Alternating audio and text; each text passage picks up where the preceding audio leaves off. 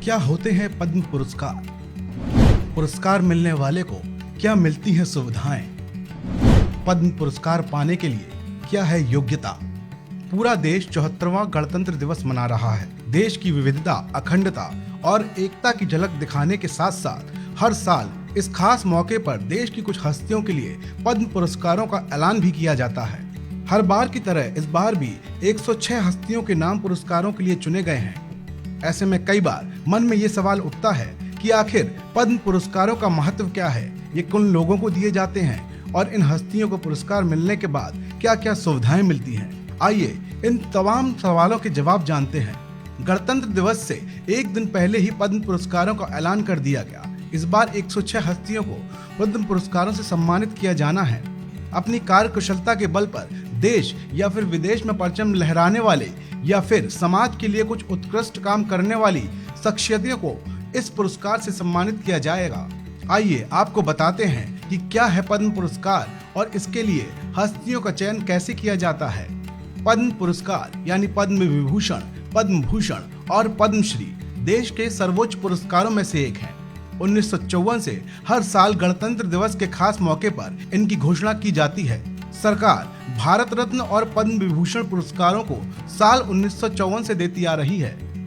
पद्म विभूषण में 3 वर्ग थे, पहला, दूसरा और तीसरा, लेकिन इन वर्गों का नाम बाद में बदल दिया गया था। 8 जनवरी 1955 को एक नोटिफिकेशन जारी किया गया, जिसके बाद इन वर्गों का नाम पद्म विभूषण, पद्म भूषण और पद्मश्री कर दिया गया।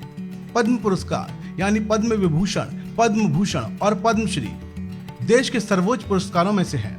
हर साल इन पुरस्कारों की घोषणा की जाती है। ये पुरस्कार कला, साहित्य, शिक्षा, खेल, मेडिसिन, सामाजिक कार्य और विज्ञान जैसे कई क्षेत्रों में असाधारण उपलब्धियां हासिल करने वाले और कुछ विशिष्ट काम करने वालों को दिए जाते हैं। इन पुरस्कारों को 3 श्रेणियों में बांटा गया है। पद्म विभूषण असाधारण और विशिष्ट सेवा के लिए, पद्म भूषण उच्च कोटि की विशिष्ट सेवा के लिए और पद्मश्री यानी विशिष्ट सेवा के लिए।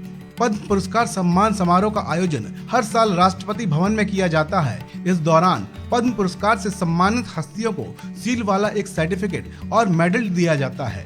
इसके साथ ही हस्तियों को उनके मेडल की एक प्रतिकृति भी दी जाती है, जिसे वो किसी भी समारोह में पहनकर जा सकते हैं। गृह मंत्रालय के मुताबिक ये कोई पदवी नहीं है जिसका इस्तेमाल विजेता अपने नाम के आगे या पीछे कर सके। पद्म पुरस्कार के लिए नामों की संख्या 120 से ज्यादा नहीं होनी चाहिए। हालांकि मरणोपरांत और विदेशियों को दिए जाने वाले पुरस्कारों को शामिल किया जाए तो संख्या 120 से पार हो सकती है। आमतौर पर ये पुरस्कार मरणोपरांत नहीं दिए जाते। पद्म पुरस्कारों की घोषणा हर साल गणतंत्र दिवस के मौके पर ही की जाती है।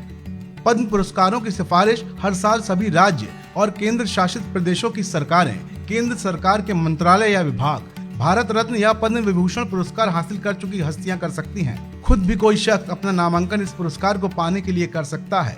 इसके लिए awards.gov.in वेबसाइट पर जाना होगा। यहाँ नॉमिनेशन और अप्लाई नाउ के टैब पर क्लिक करना होगा। इसके बाद अपनी सारी जानकारी देनी होगी। नामांकन या सिफारिश 1 मई से 15 सितंबर के बीच करना होता है। इस पर आए नामों पर विचार करने के लिए हर साल पीएम एक कमेटी का गठन करते हैं, जिसके अध्यक्ष कैबिनेट सचिव होते हैं।